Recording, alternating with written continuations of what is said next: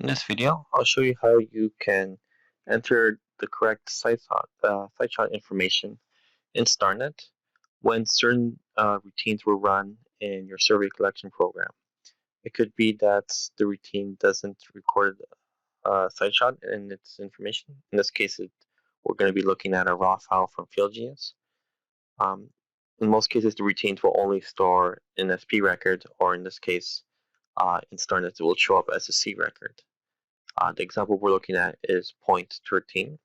This was calculated using the offset angle routine um, from a line. So it uses two angles from two different points to compute the reference line, and then the third measurement at a specific angle, and whatever that angle intersects with the reference line, that's the point computed. And it recorded an SP record, so in StarNet, we only see a C record. This can be in case where you want to run traverse and you want the points to move if the traverse moves at all after your adjustment. So the first thing we're going to be looking at is in FieldGenius, in this example, how we can get the information we need. So I have the project open up here, and I don't need to connect to any instruments. Now, point 13 was calculated from a second setup. So most of these points were calculated from setup on 1, backsliding 2 here. And then point 13 was calculated when a second setup was done, backsliding point 12, and measured the angle there. And the reference line was from point 6 to 7. So 6 to 7 projected.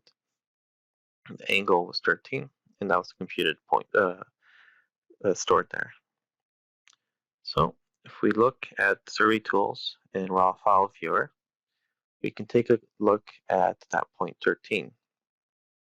So you can see the two angles that were measured. That was towards 0.6, this was towards 0.7, and then the angle of 250 degrees was measured, and that's how point 13 was computed.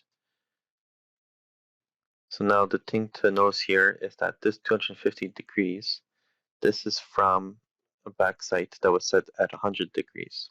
So in total, the angle will be 350 from the original plate reading on instrument.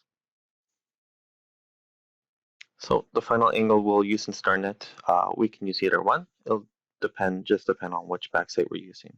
In this case, we'll want to use the true backside, which was 0.12. So we'll be looking at our angle of 250. So in StarNet, I can enter an SS record, set up at 1, backsliding 12, and measuring point 13. And we're going to use a horizontal angle of the 250 degrees.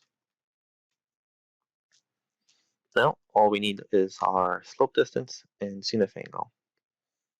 So if I go back to FieldGenius, we can run the calculations, inverse, and we can inverse from 1 to point 13, and get the information we need. So if we want the plate reading from 1 to 13, in this case, it was 350 degrees, but we're going to be using the 250. So the only information we need is the slope distance here, which is 46.1529.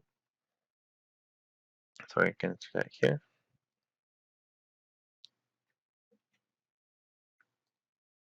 Uh, 46.1529. And now for the zenith angle, switch back to FieldGenius. And our angle is right here, 111 degrees, 9 and 30 seconds.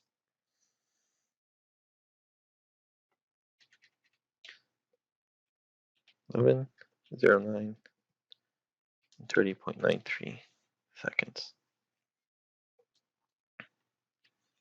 Oh, that's all the information we need for our zenith here. Now we can rerun our adjustment. And now we have our computer point there as a side shot. So now if we were to continue with our traverse and adjust the traverse, we now have the information we need for point 13 to be recomputed as well.